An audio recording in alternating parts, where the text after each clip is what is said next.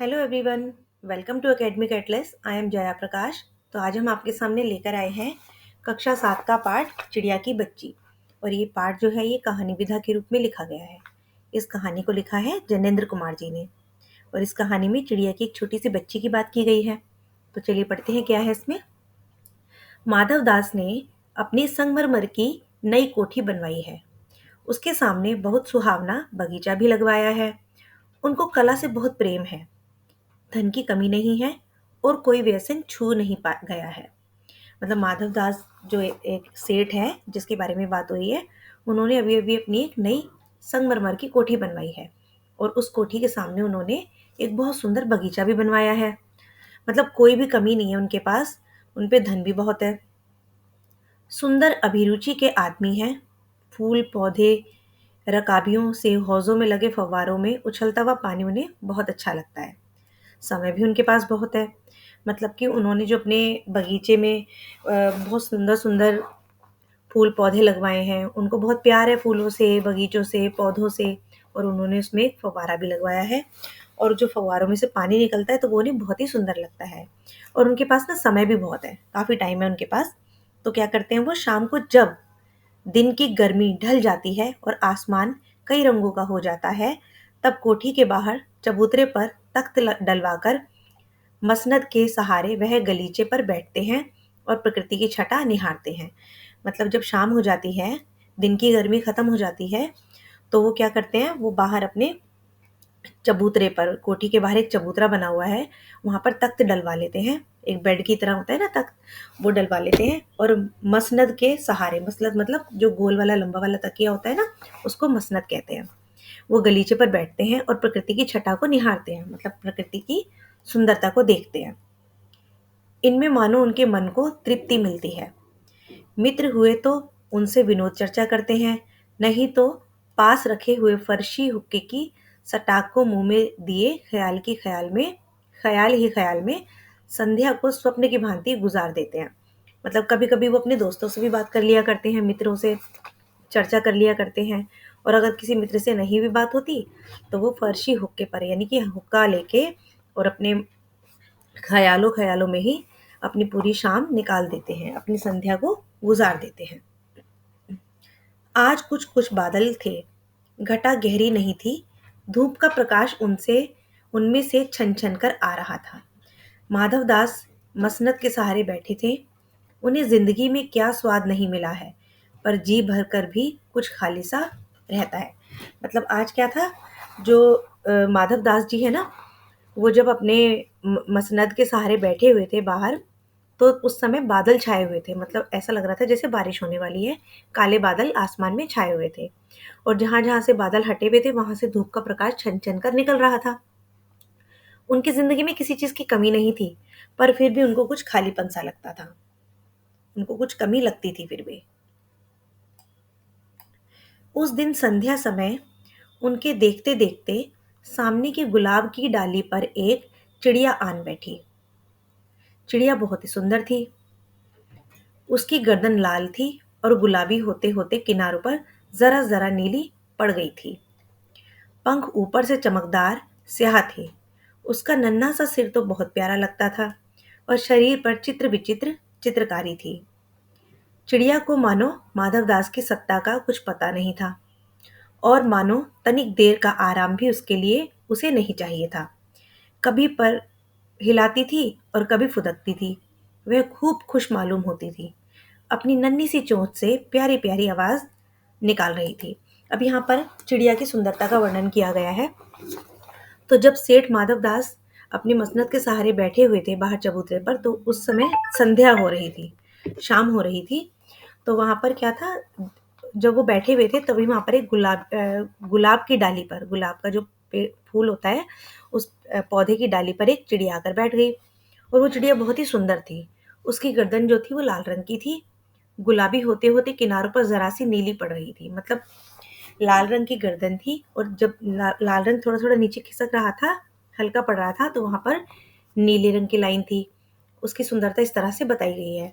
पंख ऊपर से बहुत ही चमकदार और स्याह थे, मतलब डार्क कलर के थे और बहुत ही चमक रहे थे। और उसका जो नन्हा सा सिर था, छोटा सा सिर था, वो बहुत ही प्यारा था। और शरीर पर चित्र विचित्र चित्रकारी थी, मतलब उसके शरीर पर तरह तरह के मानो जैसे चित्र बने हों, इस तरह से आकृतियां बनी हुई थी। चिड़िया को मानो माधवदास की सत्ता का कुछ पता ही नहीं था। मतलब अब वो तो एक चिड़िया थी, एक पक्षी थी, तो उसको क्या पता कि माधवदास के पास कितनी सत्ता है, कितना कुछ है उसके पास। वो 1 मिनट के लिए भी आराम से नहीं बैठ रही थी, और वो बार-बार कभी इधर जाती, कभी उधर फुदकती, कभी अपने पंख हिलाती। वो एक तरफ भी आराम से बैठ नहीं रही थी, और बहुत ही खुश लग रही थी। ऐसा लग रहा था वो बहुत खुश है, और अपनी नन्ही सी चोंच से वो बहुत प्यारी-प्यारी आवाज़ भी निकाल रही थी। तो ये सब कुछ ना माधवदास देख रहे थे उस समय। माधवदास को वह चिड़िया बड़ी मनमानी लगी। उसकी स्वच्छंदता बड़ी प्यारी जान पड़ती थी। कुछ देर तक वह उस चिड़िया का इस डाल से उस डाल पर थिरकना देखते रहे। इस समय वह अपना बहुत कुछ भूल गए। उन्होंने उस चिड़िया से कहा, आओ, तुम बड़ी अच्छी आई। यह बगीचा तुम लोगों के बिना सूना लगता है। सुनो चिड़िया, तुम खुशी से यह समझो कि यह बगीचा मैंने तुम्हारे लिए ही बनवाया है। तुम बेखटके यहाँ आया करो। अब उस माधवदास जी ने जब उस चिड़िया को देखा, तो उसकी सुंदरता उसे बहुत ही प्यारी लगी, और ऐसा लगा जैसे ये चिड़िया बड़ी मनमानी है, अपने मन की करती है, और उसे स्वच्छंदता बड़ी प्यारी है, यानी कि उसको आज़ादी बहुत प्यारी है। तो कुछ देर तक तो वह उस चिड़िया को इस डाल से उस डाल पर फुदकते हुए देखते रहे। उसके बाद वो जितनी भी अपनी परेशानियां थी या कुछ भी सोच रहे थे, वो सब कुछ भूल गए, और उन्होंने चिड़िया से कहा कि तुम यहाँ पर आई हो तो मुझे बहुत अच्छा लगा। ये बगीचा तुम लोगों के बिना सूना है, मतलब तुम यहाँ पर आया करो। और माधवदास ने चिड़िया से कहा कि तुम ये समझो कि ये बगीचा मैंने तुम्हारे लिए ही बनवाया है, तो तुम यहाँ बेखटके आया करो। बेखटके मतलब बिना किसी की इजाज़त के भी आ जाया करो, अपने आप आ जाया करो, बिना किसी डर के। चिड़िया पहले तो असावधान रही, फिर जानकर कि बात उससे की जा रही है, वह एकाएक तो घबराई, फिर संकोच को जीतकर बोली, मुझे मालूम नहीं था कि यह बगीचा आपका है। मैं अभी चली जाती हूँ। पल भर सांस लेने में यहाँ टिक गई थी।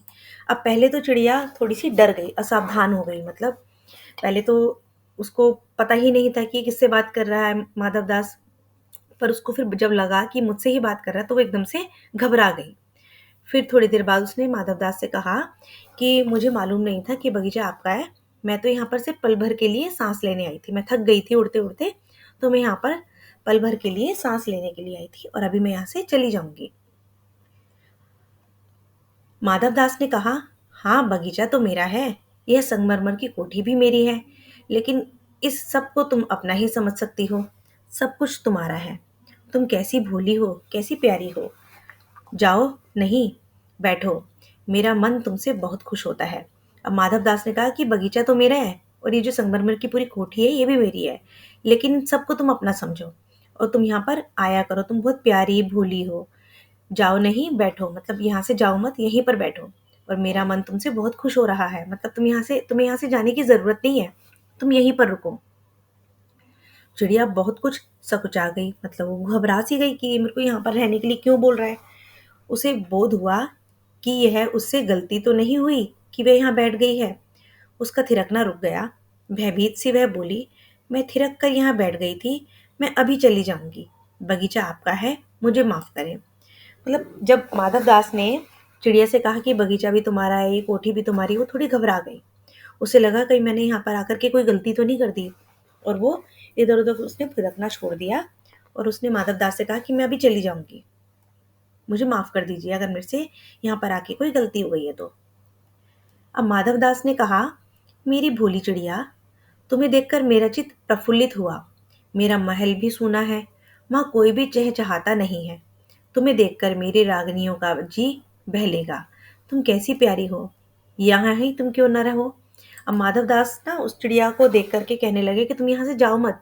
तुम्हारा यहाँ आना मुझे अच्छा लगा। मेरा चित्त प्रफुल्लित हुआ। चित्त मतलब मेरा मन, प्रफुल्लित मतलब खुश हुआ। लिखा है ना, चित्त प्रफुल्लित। तो तुम्हें यहाँ से जाने की ज़रूरत नहीं है। मेरा ये जो मेरी कोठी जो है, ये मेरा महल है, ये बिल्कुल सूना है। यहाँ कोई भी नहीं है, कोई भी चहचहाता नहीं है, मतलब किसी की आवाज़ ही नहीं आती यहाँ। तो तुम्हें देखकर मेरी रागनियों का जी बहलेगा। तुम्हें देखकर मेरा मन बहल जाएगा। तुम बहुत प्यारी हो, और तुम यहाँ आया करो, यहीं पे रहा करो। चिड़िया बोली, मैं माँ के पास जा रही हूँ। सूरज की धूप खाने और हवा से खेलने और फूलों से बातें करने में ज़रा घर से उड़कर आई थी। अब सांझ हो गई है और माँ के पास जा रही हूँ। अभी अभी मैं चली जा रही हूँ, आप सोच ना करें। मतलब अब चिड़िया ने कहा कि मैं तो सिर्फ थोड़ी सी देर के लिए, तनिक देर के लिए यहाँ पर आई थी। मैं अपनी माँ के पास जा रही हूँ। मैं तो सिर्फ सूरज की धूप खाने आई थी, हवा में खेलने आई थी और फूलों से बातें करने आई थी। इसलिए मैं थोड़ा सा घर से आगे आ गई उड़ करके। और अब शाम हो गई है। सांझ का मतलब होता है संध्या, शाम। और अब मैं फिर से अपनी माँ के पास जा रही हूँ, तुम ज्यादा परेशान मत हो। माधवदास ने कहा, प्यारी चिड़िया, पगली मत बनो। देखो, तुम्हारे चारों तरफ कैसी बहार है। देखो, वह पानी खेल रहा है, उधर गुलाब हंस रहा है। भीतर महल में चलो, जाने क्या क्या ना पाओगी। मेरा दिल वीरान है, वहाँ कब हंसी सुनने को मिलती है। मेरे पास बहुत सा सोना मोती है। सोने का एक बहुत सुंदर घर मैं तुम्हें बना दूंगा। मोतियों की झालर उसमें लटकेगी। तुम मुझे खुश रखना। और तुम्हें क्या चाहिए, माँ के पास बताओ क्या है। तुम यहाँ ही सुख से रहो, मेरी भोली गुड़िया। अब क्या था कि माधव दास को उस चिड़िया से इतना ज्यादा ना लगाव हो गया था कि वो चिड़िया को जाने नहीं दे रहे थे। तो माधव दास ने कहा कि प्यारी प्यारी चिड़िया, तुम पागल मत बनो, यहाँ से मत जाओ। चारों तरफ देखो कैसी बहार है, मतलब कि मेरा जो बगीचा है देखो कितना सुंदर है। पानी खेल रहा है, पानी खेल रहा है ऐसे मतलब जो वहां पर फव्वारा लगा हुआ था जिससे पानी फुदक कर बाहर आ रहा था, वो उसको बता रहा था कि देखो यहाँ पे पानी भी कितना सुंदर लग रहा है। और वो गुलाब हंस रहा है, मतलब यहाँ पर गुलाब के फूल भी कितने सुंदर हैं। और जब तुम महल के भीतर चलोगी तो वहां पर जाने क्या क्या ना पाओगी। मतलब मेरे महल के भीतर बहुत कुछ है, जो तुम चाहोगी वही वह यहाँ पर पाओगी। फिर माधव दास ने कहा कि मेरा दिल वीरान है। वीरान मतलब बिल्कुल खाली है, यहाँ कोई भी नहीं है। वहाँ कब हंसी सुनने को मिलती है, मतलब कि मेरी पूरी कोठी में कोई है ही नहीं, बहुत सुनी है। यहाँ पर किसी की हंसी की आवाज़ें भी नहीं आती है। और मेरे पास बहुत सारा सोना चांदी मोती है। मैं तुम्हें बहुत सुंदर एक सोने का घर बनवा कर दूंगा, जिसमें मोतियों की झालर लटका के दूंगा। तो इस तरह से ना माधवदास ने चिड़िया को ये सब चीजें देने का वादा किया ताकि वो वहीं पर रुक जाए। फिर माधवदास ने कहा कि तुम्हें अपनी माँ के पास क्यों जाना है, माँ के पास तो कुछ भी नहीं है। तुम यहाँ पर सारे सुख पाओगी, तो इसलिए तुम यहाँ से मत जाओ। इस पर चिड़िया ने कहा, चिड़िया इन बातों से बहुत डर गई। वह बोली, मैं भटक कर तनिक आराम के लिए इस डाली पर रुक गई थी। अब भूलकर भी ऐसी गलती नहीं होगी। मैं अभी यहाँ से उड़ी जा रही हूँ। अब जब माधव दास ने चिड़िया को इतनी सारी बातें बताई कि मैं तुम्हें ये दूंगा, मैं तुम्हें वो दूंगा, तुम यहाँ रुक जाओ, तो चिड़िया, तो वह छोटी सी चिड़िया की बच्ची थी, वो थोड़ा घबरा गई। तो उसने कहा कि मैं तो भटक गई थी, मतलब मैं रास्ता भूल गई थी, तो थोड़े से आराम करने के लिए मैं यहाँ पर रुक गई। और अब मैं ऐसी गलती कभी दोबारा नहीं करूंगी, मैं यहाँ से जा रही हूँ। तुम्हारी बातें मेरी समझ में नहीं आती। चिड़िया ने माधव दास से कहा कि तुम ये जो सब बातें कर रहे हो ना, ये मुझे समझ में नहीं आ रही। मेरी माँ के घोंसले के बाहर बहुतेरी सुनहरी धूप बिखरी रहती है। मुझे और क्या करना है। दो दाने माँ ला देती है, और जब मैं पर खोलने बाहर जाती हूँ तो माँ मेरी बाट देखती रहती है। मुझे तुम और कुछ मत समझाओ, मैं अपनी माँ की हूँ। तो चिड़िया जो है, सेठ ने जितना भी लालच दिया उसमें वो नहीं आई, और उसने कहा कि मुझे कुछ नहीं चाहिए। मेरे तो घोंसले के बाहर भी बहुत धूप होती है, मुझे और क्या चाहिए। मुझे तो जो माँ दो दाने लाकर देती है मैं वो खा लेती हूँ। और जब मुझे अपने पर खोलने होते हैं, मतलब जब मुझे उड़ना होता है थोड़ा, तो मैं बाहर चली जाती हूँ। और अब मेरी माँ मेरी बाट देखती होगी, बाट मतलब मेरा इंतजार कर रही होगी। तो मुझे अब कुछ नहीं कहना, मुझे कुछ समझना भी नहीं है, और मैं अपनी माँ के पास जा रही हूँ, मैं अपनी माँ की हूँ। तो इस तरह से ना चिड़िया ने वहां से जाने की बात कही। माधव दास ने कहा, भोली चिड़िया, तुम कहाँ रहती हो, तुम मुझे नहीं जानती हो। चिड़िया बोली, मैं तो माँ को जानती हूँ, भाई को जानती हूँ, सूरज को और उसकी धूप को जानती हूँ, घास पानी और फूलों को जानती हूँ। महामान्य, तुम कौन हो, मैं तुम्हें नहीं जानती। तो यहाँ पर जब माधव दास ने कहा कि तुम बहुत भोली हो और तुम मुझे नहीं जानती हो कि मैं यहाँ का सेठ हूँ, तो चिड़िया ने कहा कि मैं अब सिर्फ अपनी माँ को जानती हूँ। मैं अपने भाई को जानती हूँ, सूरज को जानती हूँ, उसकी धूप को जानती हूँ, घास को जानती हूँ जिससे मेरा घोंसला बना हुआ है, जिस पर मैं बैठती हूँ, पानी और फूलों को जानती हूँ, लेकिन मैं तुम्हें नहीं जानती, तुम कौन हो। माधव दास बोले, तुम भोली हो चिड़िया, तुमने मुझे नहीं जाना, तब तुमने कुछ नहीं जाना। मैं ही तो सेठ माधव दास, मेरे पास क्या नहीं है, जो मांगो मैं वही दे सकता हूँ। अब माधव दास ने बताया कि मैं सेठ माधव दास हूँ, मुझे कौन नहीं जानता, मुझे तो सब जानते हैं और मेरे पास बहुत धन है, तो जो तुम चाहोगे मैं वो तुम्हें दे दूँगा। यहाँ पर चिड़िया बोली, पर मेरी तो छोटी-सी जात है, आपके पास सब कुछ है, तब मुझे जाने दीजिए। अब यहाँ चिड़िया ने कहा कि मैं तो बहुत छोटी-सी हूँ, मुझे इतना कुछ क्या चाहिए? आप मुझे जाने दो, आपके पास तो सब कुछ है। माधवदास ने कहा, चिड़िया तू निरी अनजान है, मुझे खुश करेगी तो तुझे मालामाल कर सकता हूँ। अब भाई वो तो चिड़िया की बच्ची थी, उसे धन दौलत से क्या करना था। तो माधवदास ने कहा कि अगर तू मेरे पास रहेगी, तू बिल्कुल अनजान है मेरी धन संपत्ति से, तो अगर तू यहाँ पर रहेगी, मुझे खुश करेगी, मैं तुझे माला माल कर दूंगा। अब लेकिन चिड़िया को धन से क्या लेना देना, है ना। तो चिड़िया बोली, तुम सेठ हो, मैं नहीं जानती सेठ क्या होता है। अब भाई उसको क्या पता चिड़िया के बच्चे को कि तुम कौन हो या सेठ क्या होता है। पर सेठ कोई बड़ी बात होती होगी। मैं आना समझ ठहरी, मतलब मैं तो ना समझ हूँ, मुझे इन सब बातों का कुछ समझ ही नहीं है। माँ मुझे बहुत प्यार करती है, वह मेरी राह देखती होगी, मैं माला माल होकर क्या होऊंगी, मैं नहीं जानती। मतलब चिड़िया ने कहा कि तुम सेठ हो, सेठ क्या होता है मुझे तो ये भी नहीं पता, और हो सकता है कोई बहुत बड़ी बात होती हो सेठ, मैं इन सब चीज़ों से अनजान हूँ। मुझे सिर्फ इतना पता है कि मेरी माँ मुझे बहुत प्यार करती है और वो मेरी राह देखती होगी, मेरा इंतज़ार करती होगी। फिर चिड़िया की बच्ची ने कहा कि मैं मालामाल होकर क्या करूंगी, मैं धन दौलत लेकर क्या करूंगी, मैं नहीं जानती कि उनका क्या करना होता है।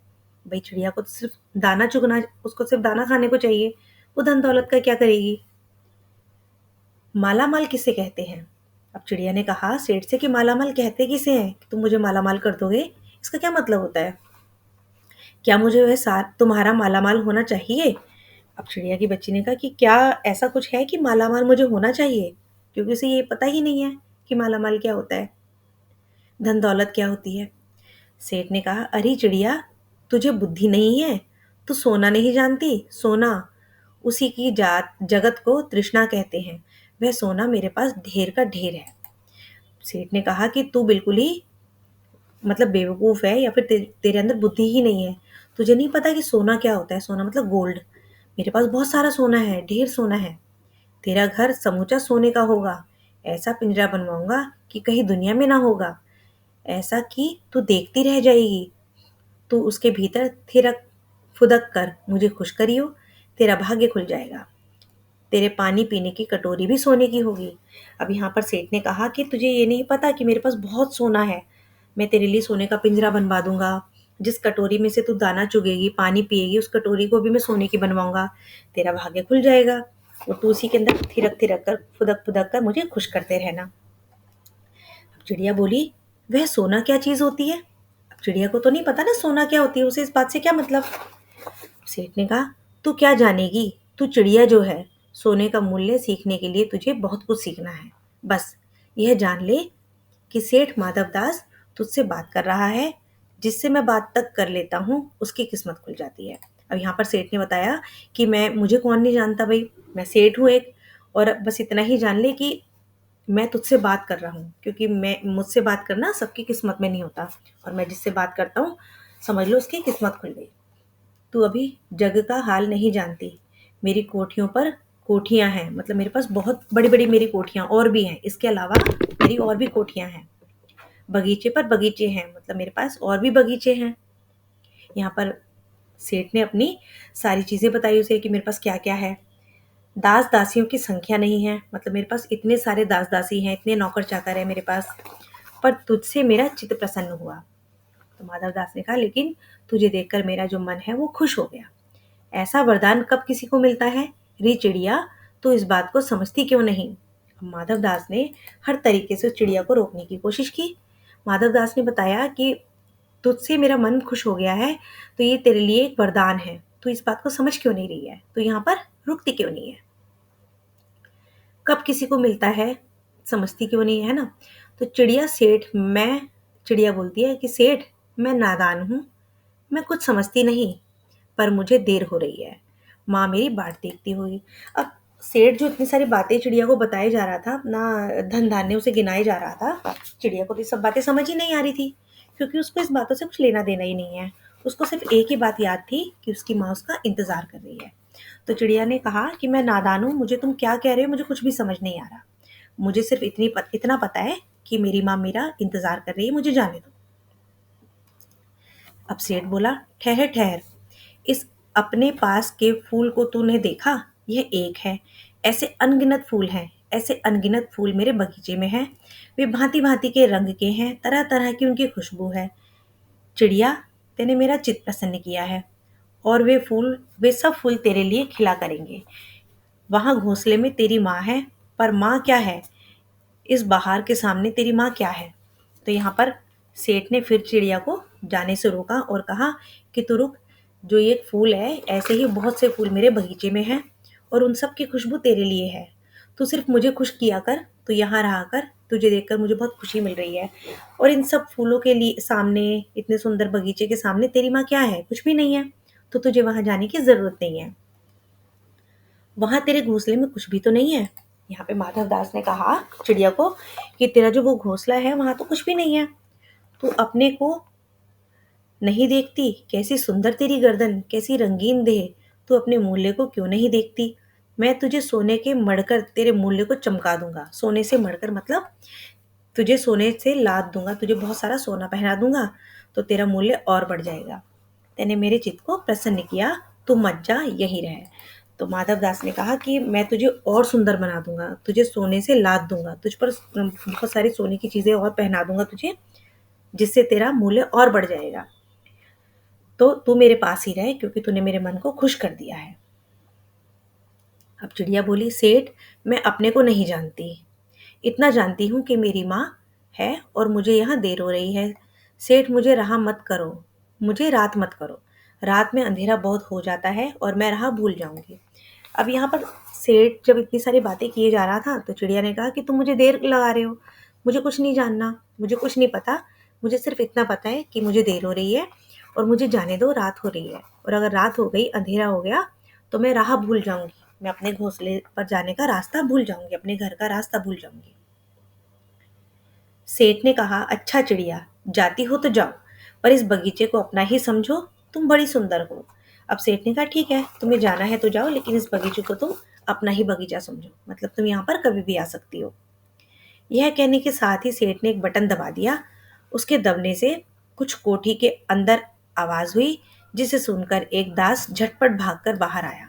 यह सब क्षण भर में हो गया और चिड़िया कुछ भी समझ नहीं पाई। फिर क्या हुआ, सेठ ने एक बटन दबाया और उस बटन को दबाते ही कोठी के अंदर ना एक आवाज हुई बहुत तेज, और उस आवाज को सुनकर एक दास यानी उस सेठ का एक नौकर भागा भागा आया। और ये सब कुछ जो है ना बहुत ही जल्दी से हुआ। चिड़िया कुछ समझ ही नहीं पाई क्या हुआ था। सेठ कहते रहे, तुम अभी माँ के पास जाओ, माँ बाट देखती होगी, पर कल आओगी ना? कल आना, परसों आना और रोज आना। अब सेठ ने कहा कि तुम जाओ अपनी माँ के पास, तुम्हारी माँ तुम्हारा इंतजार कर रही है, लेकिन अब तुम मेरे पास रोज आना। यह कहते कहते दास को सेठ ने इशारा कर दिया और वह चिड़िया को पकड़ने के जतन में चला।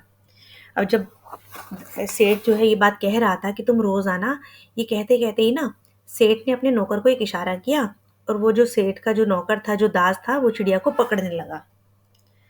सेठ कहते रहे, सच तुम बड़ी सुंदर लगती हो, तुम्हारे भाई बहन हैं? कितने भाई बहन हैं? मतलब सेठ ने चिड़िया के जो उस बच्चे को अपनी बातों में लगाए रखा, और वो जो सेठ का दास था वो चिड़िया को पकड़ने लगा। चिड़िया, दो बहन, एक भाई, पर मुझे देर हो रही है। अब चिड़िया ने बताया कि मेरे दो बहन है और एक भाई है, लेकिन अब मुझे जाने दो, मुझे देर हो रही है। अब दास ने कहा, हाँ हाँ जाना, अभी तो उजेला है, दो बहन एक भाई ही है, बड़ी अच्छी बात है। तो यहाँ पर सेठ जो है ना चिड़िया को अपनी बातों में उलझाए रखा है, ताकि जो सेठ का जो दास है वो चिड़िया को पकड़ ले। तो जब बातें हो रही थी तो सेठ ने कहा कि अभी तो उजाला है, चले जाना। पर चिड़िया के मन के भीतर जाने की चैन नहीं था। वह चौकन्नी हो होकर चारों ओर देखती रही। उसने कहा, सेठ मुझे देर हो रही है। अब जब कुछ गलत होने वाला होता है ना, हमारे मन में एक दुविधा सी हो जाती है, तो वही वो फील कर रही थी चिड़िया की बच्ची कि कुछ गलत हो रहा है। तो वो इधर उधर देख रही थी और चौकन्नी थी, मतलब अलर्ट थी। सेठ ने कहा, देर अभी कहाँ, अभी उजेला है, मतलब अभी तो दिन निकला हुआ है। मेरी प्यारी चिड़िया, तुम अपने घर का इतने और हाल सुनाओ, भय मत करो। अब सेठ ने कहा कि तुम अपने घर के बारे में और बातें बताओ मुझे, डरो मत, भय मत करो।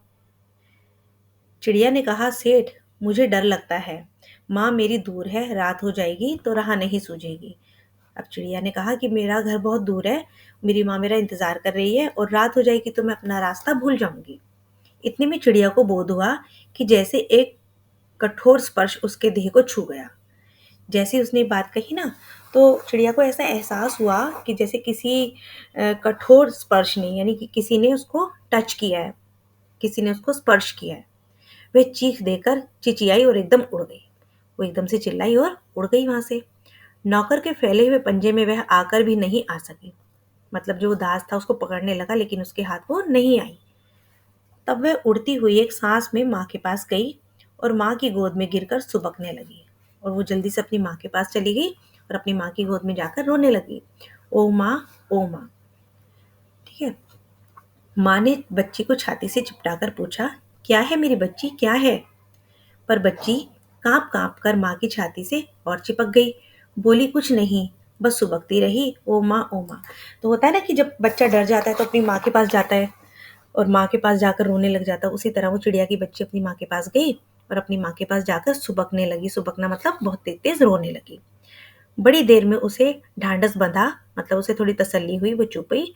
और तब वह पलक मीच कर उस छाती में ही चिपक कर सोई, जैसे अब पलक ना खोलेगी। मतलब वो इतना डर चुकी थी कि उसने अपनी आंखों को टाइट से बंद कर लिया और अपनी माँ की छाती से चिपक कर वो सो गई। और इतनी गहरी नींद सोई कि ऐसे लगा जैसे अभी बहुत देर तक इसी तरह वो अपने डर को भगाती रहेगी। तो यहाँ पर ये कहानी बहुत ही सुंदर है। इस कहानी से ना हमें एक बहुत अच्छी सीख मिलती है बच्चों। जैसे छोटी सी चिड़िया के बच्चे को एक सेठ ने बहुत सा लालच दिया कि किसी तरह मेरे पास रह जाए। जब वो नहीं रुकी तो उस चिड़िया के बच्चे को पकड़ने के लिए अपने नौकर को भी बुलाया और उसको बातों में अपने उलझाए रखा। लेकिन जैसे उसको एहसास हुआ कि कुछ गलत हो रहा है तो वो वहाँ से भाग गई। तो वो तो अलर्ट हो गई, वहाँ से भाग गई और अपनी सीधा माँ के पास चली गई। इससे हमें क्या सीख मिलती है कि हमें कभी भी किसी की बातों में नहीं आना चाहिए। बिल्कुल अलर्ट रहना चाहिए, हमारे आस-पास कुछ गलत तो नहीं हो रहा, है ना? कोई हमें कितना भी लालच दे दे, लेकिन हमें उसकी बातों में नहीं आना चाहिए। बहुत ही सुंदर कहानी है ये, चिड़िया की बच्ची। इस कहानी को लिखा है जैनेंद्र कुमार जी ने। अगर आपको ये कहानी पसंद आई हो, समझ आई हो तो इसको सब्सक्राइब कीजिएगा, कमेंट्स कीजिएगा, अपने फ्रेंड्स के साथ शेयर कीजिएगा। नेक्स्ट वीडियो में हम इसके प्रश्न उत्तर लेकर आएँगे। तब तक के लिए बाय बाय।